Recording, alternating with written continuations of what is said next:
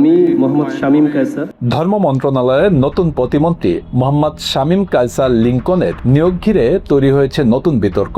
বঙ্গভবনে শপথ নেওয়ার পরই তার নিয়োগের বিরুদ্ধে সরব হয়েছে হেফাজত ইসলাম বাংলাদেশ। সংগঠনটির দাবি, এই সিদ্ধান্ত শুধু পুনর্বিবেচনা নয়, অবিলম্বে বাতিল করা উচিত। কিন্তু কেন এতটা আপত্তি?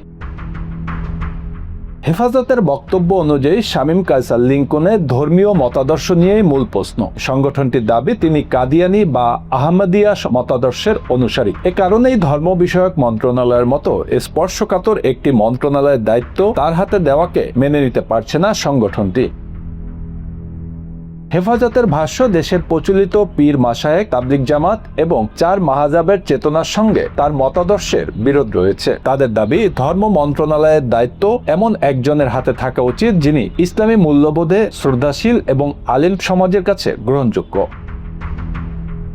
কাদিয়ানি বা আহমেদিয়া বলতে মূলত আহমেদিয়া আন্দোলনের অনুসারীদের বোঝায়। আন্দোলনটি 1889 সালে ভারতের পাঞ্জাবের কাদিয়ানি এলাকার মির্জা গুলাম আহমদ প্রতিষ্ঠা করেন। তাই কাদিয়ানি নামটি কাদিয়ান থেকেই এসেছে।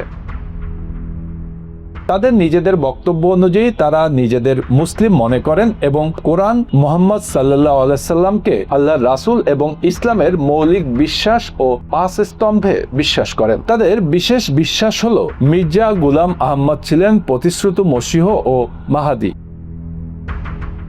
মূলধারার মুসলিমদের সঙ্গে তাদের সবচেয়ে বড় মতপার্থক্য খতমে নবুয়ত বা নবুয়তের সমাপ্তি নিয়ে। আহমদিয়া মূলধারার শাখা মির্জা গুলাম আহমেদকে প্রতিশ্রুত মসীহ হিসাবে মানে এবং তার কিছু লেখায় নবুয়তের একটি অধীনস্থ বা অশরিয়া প্রদানকারীদের ধারণা পাওয়া যায়। অন্যদিকে মূলধারার মুসলিম আলেমরা মনে করেন মুহাম্মদ সাল্লাল্লাহু আলাইহি সাল্লামের পর কোনো ধরনের নবুয়তই হতে পারে না।